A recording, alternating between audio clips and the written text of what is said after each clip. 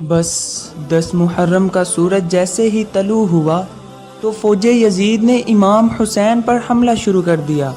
ایک ایک کر کے سب امام حسین علیہ السلام کے قدموں پہ قربان ہوتے رہے۔ اتنے میں امام حسن کا شہزادہ بار بار اپنے چچا حسین کے پاس آتے ہیں اور دست ادب کو جوڑ کے عرض کرتے ہیں، چچا حسین مجھے بھی اجازت دیں تاکہ میں بھی اللہ کے دین پہ قربان ہو جاؤں۔ امام حسین رو کے فرماتے ہیں، اے قاسم تم میرے بھائی کی نشانی ہو، تمہیں میں کیسے نظروں سے جدا کروں۔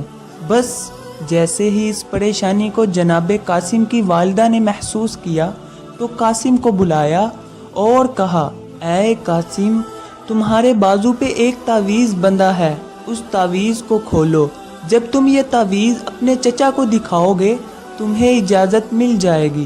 شہزادہ قاسم اس تعویذ کو کھول کے امام حسین کی خدمت میں آتے ہیں۔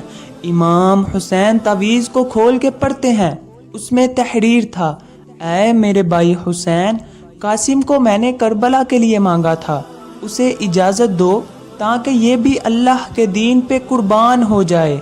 بس یہ پڑھنا تھا۔ امام حسین شہزادہ قاسم کا چہرہ چومتے ہیں اور فرماتے ہیں، جاؤ قاسم اللہ کے دین پر قربان ہو جاؤ۔ بس علی کا شیر علی بن کے میدان میں آیا، فوج یزید لرزنے لگی، لشکر یزید کے بڑے بڑے بہادر فنار ہونے لگے۔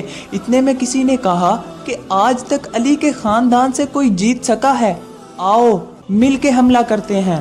بس ایک طرف ہزاروں کی فوج تھی اور ایک طرف حسن کا وہ ننھا شہزادہ، کسی نے تیر چلائے، کسی نے نیزے پھینکے۔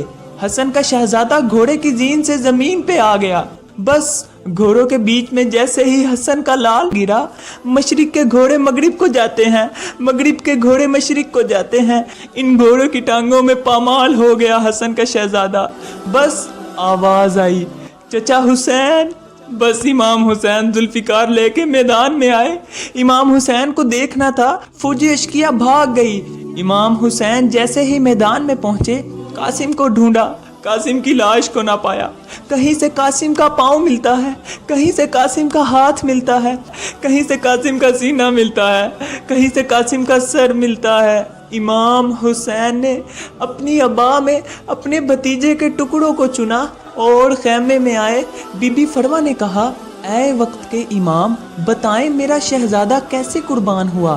امام حسین نے انا للہ و انا الیہ راجعون پڑھا اور اپنی عبا کھول کے دکھائی کہ فروا کربلا میں تمہارے قاسم کی قربانی تاریخ یاد رکھے گی۔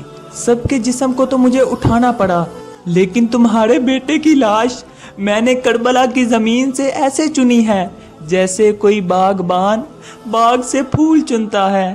سلام ہو کربلا کے شہید قاسم ابن حسن پر، قاسم ابن حسن پر، قاسم ابن حسن پر۔